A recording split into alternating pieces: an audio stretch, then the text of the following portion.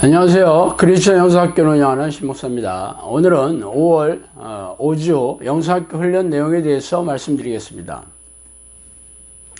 먼저 미호경의 위력에 대해서 말씀드릴게요. 노아 시대에 하나님께서 홍수로 세상을 멸하실 때 노아의 가족들 외에는 살려둔 자들이 없었죠.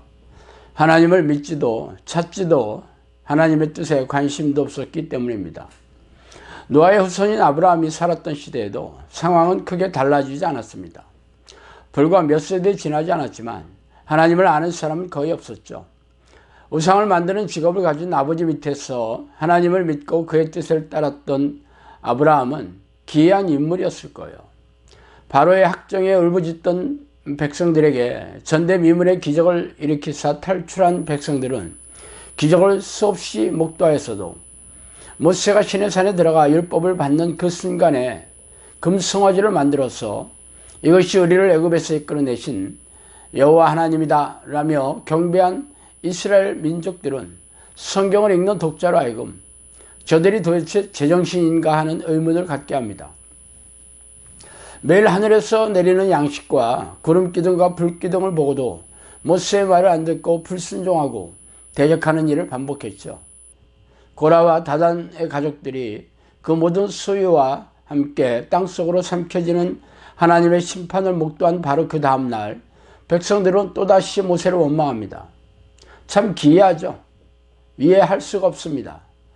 이것은 신약시대에도 동일하게 반복되고 있어요. 오순절 성령 강림으로 교회가 탄생한 이후에 성도들에게 가해진 핍박은 참혹하기 이를 데 없었습니다.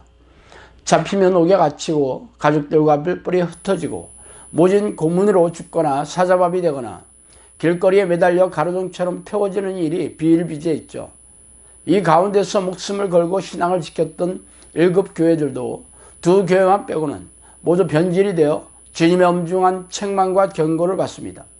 이 모든 사건의 배후에는 미호경이 있어요. 미호경의 정체에 대해 알지 못한다면 영적 전쟁에서 살아남을 수가 없습니다. 나를 향한 미호경의 전략을 알고 싸워 이기는 습관을 들이지 않는다면 천국을 소유할 수가 없겠죠. 공부하시고 전략을 세워 싸워야 합니다. 자, 그렇다면 먼저 생각을 점검해 보세요.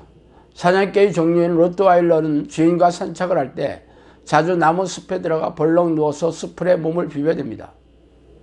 사냥감에게 자신의 냄새를 노출하지 않기 위해서죠.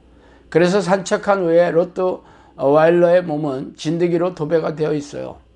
육안으로 잘 보이지 않습니다. 그런데 이 개의 몸을 흰천으로 훑은 후에 그 흰천을 라이트에 비춰보면 엄청나게 많은 그 개진드기가 흰천에 달라붙어 있는 것이 보여요. 악한 영과 하나님의 군대가 사람의 영혼을 놓고 싸우는 것이 영적 세계의 실체입니다. 사람의 생각 속에서 치열한 접전을 벌이죠. 악한 영이 사람에게 하나님이 싫어하는 생각을 심어 놓으면 사람은 하나님과 분리되고 하나님께서 개입할 수가 없게 됩니다. 악한 생각은 죄가 되기 때문이죠.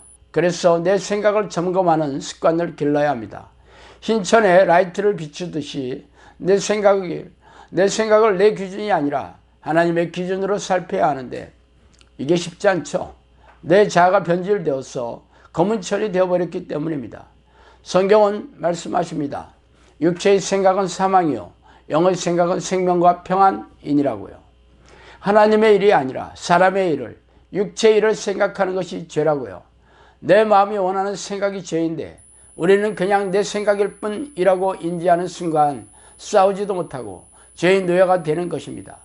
내가 믿고 싶은 것만 믿고 하고 싶은 것만 한다면 바로 그것이 죄이죠.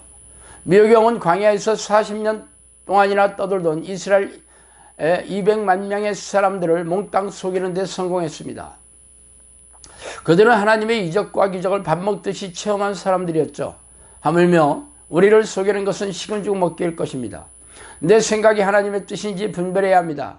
잘 모르면 아는 것부터 기본적인 것부터 순종하세요. 항상 기뻐하고 쉬지 말고 기도하고 모든 일에 감사하지 못하면 귀신이 넣어준 생각을 받아들이는 것입니다.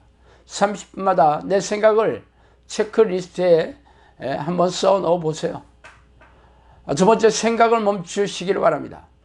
우리는 수십 년 동안 자기 생각, 자기 계획대로 살도록 훈련되어 왔습니다. 성령의 사람은 하나님의 뜻대로 살도록 훈련된 사람입니다. 미혹의 영과 싸우는 성령의 사람이 되기 위해서는 내 뜻대로 살지 않는 것을 훈련해야 합니다. 예수님의 총망받은 제자였던 가룟 유다는 예수님께서 고난받고 죽으시고 부활하실 것을 말씀하셨을 때 예수님이 이상해졌네 라며 자신의 잣대로 분별하려고 생각을 떠올리는 순간 미혹의 영에 덫에 걸렸습니다. 우리의 입장으로 돌아와 보면 우리가 이런 상황에서 할 수 있는 것은 내 생각을 멈추는 것과 내 생각을 믿지 않는 것을 훈련하는 것입니다. 선악을 분별하려다가 선악과를 따먹게 된 운을 범했던 것을 생각할 때 지혜로운 것을 분별하려고 하지 말고 그 자리에 생각을 멈추고 기도하는 것이 중요합니다. 기도하다 보면 생각이 정리되죠. 내 생각을 믿지 않고 꺾는 것도 훈련의 방법인데 이것은 이미 생각이 피어오른 이유이므로 먼저 내 생각을 멈추는 것을 훈련하셔야 합니다. 우리가 미혹받지 않기 위해 특히 멈춰야 할 생각은 다른 사람을 판단하는 것입니다. 이 사람이 이런 스타일이구나 하며 내 직관을 믿고 섣불리 사람을 규정하는 것도 위험합니다. 내가 그 사람의 모든 부분을 본 것도 아니며 그가 처한 상황을 온전히 이해한 것도 아니며 나의 기억력 자체도 왜곡될 소지가 많으므로 내가 사람에 대한 어떤 결론을 내리고 혀로 내뱉는 순간 참이 아닌 거짓을 말하게 되는 죄를 범할 수 있습니다. 성경은 남의 하인을 판단하는 너는 누구냐 라고 도전하고 계시죠.